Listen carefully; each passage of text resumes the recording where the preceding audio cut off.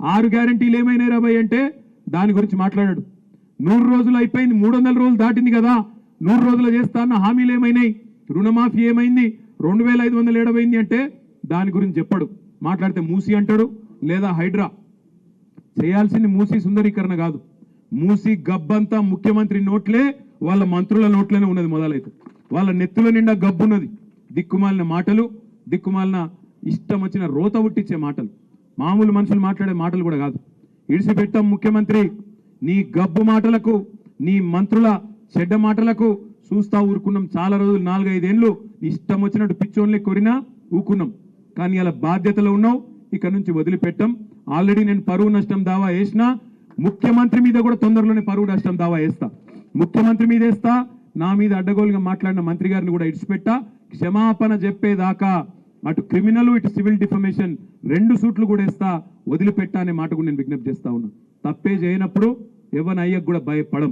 ఏం చేసుకుంటావో చేసుకొని మోడీకే చెప్పినాం, ఈ చిట్టినాయుడు ఎంత మనకనే మాట నేను విజ్ఞప్తి చేస్తా ఉన్నా. మోడీకే చెప్పినాం, ఏం చేసుకుంటావో చేసుకోపోరా భయ, గీడంతా నాకు అర్థం కాదు.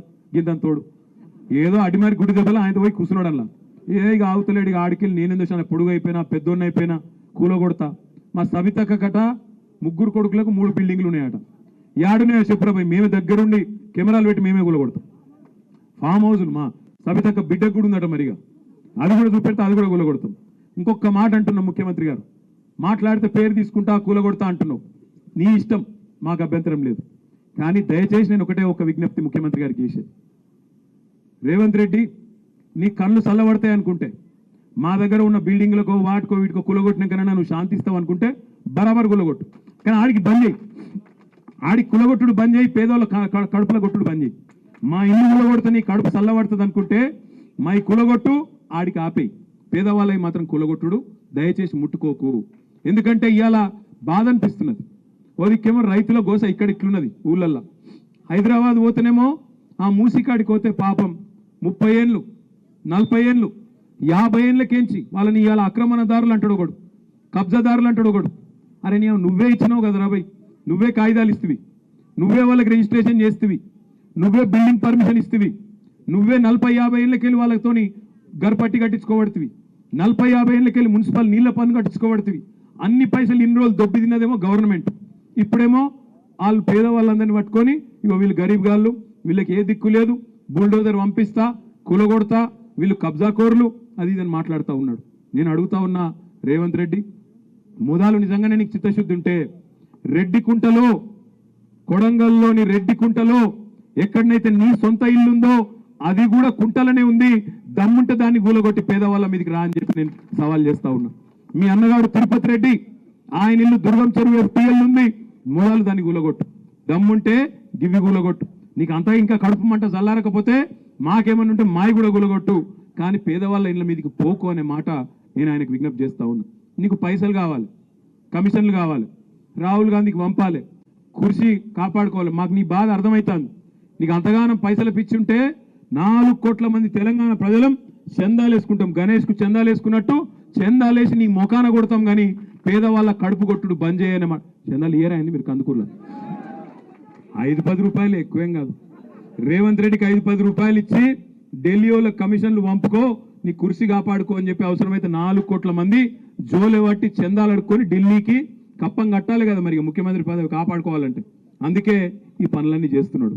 నేను ఒకటే మీ అందరికి కూడా చేసే విజ్ఞప్తి, మనం గట్టిగా ఉన్న రోజులు రేవంత్ రెడ్డి ఏమనుకుంటుండంటే ప్రజలు పిచ్చోళ్ళు, ఇలా అన్నీ మర్చిపోతారు, మొదటి సంవత్సరంలో ఇవాళ లొలి పెడతారు, మళ్ళీ ఆఖరి సంవత్సరంకి వచ్చే వరకు మళ్ళీ నేను పుల్లెటి మాటలు చెప్తా, మర్చిపోతారు. ఆయనతో పోయినసారి తులం బంగారం అన్నా, ఈసారి మా ఆడపిల్లలందరినీ కలిసి ఆయన 10 తులాల బంగారం ఇస్తా అని చెప్తా, నమ్ముతారు. ఆయనతో మళ్ళీ నాకే గుద్దుతారు అనుకుంటాను. ఇంకొక మాట చెప్తున్నాడు అందరికీ, 100 రోజుల్లో అని చెప్పినా కానీ ఆఖరి 100 రోజులలో ఇస్తా. ఇప్పుడు ఏం తొందర ఉన్నది నాకు, ఆఖరి 100 రోజులలో ఇస్తేనే ఓటు గుర్తుపెట్టుకుంటారు, ఇప్పుడెందుకు ఇవ్వాలని మాట్లాడుతున్నాడు. నేను ఒక్కటే మీ అందరికి విజ్ఞప్తి చేసేది, మా ఆడబిడ్డలకు ముఖ్యంగా తారీఖు రాసి పెట్టుకోండి. మొదలు 100 రోజులలో ఇస్తా అన్నాడు, ఆ తర్వాత ఒక్కొక్క రోజు ఎంతెంత అయితే లేట్ చేస్తుండో మొత్తం మిత్తితో సహా ఇయ్యాలి. ఒక్కొక్కరికి ఎంత బాకీ ఉన్నాడో రాసుకోండి. ముసలోళ్ళకి ఎన్ని వేలు బాకీ ఉన్నాడు, ఆడపిల్లలకి ఎన్ని తులాల బంగారం బాకీ ఉన్నాడు, రైతులకు రైతు బంధు ఎంత బకాయి ఉన్నాడు, ఇంకా ఎవరికి ఏమేమి బకాయి ఉన్నాడో రాసి పెట్టుకోండి. మొదలు పెట్టిన రోజు అడగాలి ముఖ్యమంత్రిని, ఏమయ్యా మరి 100 రోజులలో మొదలు పెడతా అన్నావు, ఇన్ని రోజులకు ఇంకా ఏం దిక్కు లేదు, అతి లేదు, గతి లేదు, ఏం సంగతి అని అడగాలి. హుషారు కావాలి, మనం ఇట్స్ పెట్టొద్దు. అగో బతుకమ్మ సీరియల్ అంటుండు మా తమ్ముడు. బతుకమ్మ సీరియల్ ఎక్కడ తమ్మి, ఆయన ఇంట్లో ఉన్న సీరియల్ ఎత్తుకపోతే ఆయన గొప్పోడు. బతుకమ్మ సీరియల్ అయితే రావు, బాగా ఎప్పుడో పోయినాయి. ఒక సీర కాదు 2 సీరియల్ ఇస్తా అన్నాడు మహిళలకు. నేను మహిళలకు చూసి రాది, ఒక సీర కాదు 2 సీరియల్ ఇస్తా అన్నాడు. మరి బతుకమ్మ పండుగ గురించి ఎవరికి చీర లేదు. ఆఖరికి ఊళ్ళల్లో బతుకమ్మ కుంటలలో నీళ్లు సాఫ్ చేసి కొద్దిగా మంచిగా చేద్దామంటే ఊళ్ళల్లో పంచాయతీలలో పైసలు కూడా లేవు. అట్లాంటి పరిస్థితి ఇవాళ ఈ రాష్ట్రంలో ఉన్నది. మీరు చూసిండ్రు సబితక్క శాసనసభలో మాట్లాడితే బర్దాష్ అయితే లేదు ఆయనకు. బర్దాష్ గాక నోటికొచ్చినట్టు అవమానించిండు. నిజంగా మా కళ్ళలో నీళ్ళు తిరిగినాయి ఆ రోజు. 4:30 గంటలు సబితక్క, సునీతక్క, కోవలక్ష్మక్క ముగ్గురు ఆడబిడ్డలు, మేమేమో బయట కొట్లాడుతుంటే ముగ్గురు ఆడబిడ్డలు 4:30 గంటలు నిలబడే ఉన్నారు. 4:30 గంటలు నిలబడితే మొత్తం కాళ్ళు రెక్కలు గుంజితే కూడా ఒక్క నిమిషం మైకి ఇయ్యలే. ఒక గంట దయలేనోడు ముఖ్యమంత్రి. ఆఖరికి దిక్కులేక కింద కూర్చున్నారు. పోయి కింద ఏడా అసెంబ్లీలో కింద కూలబడ్డారు.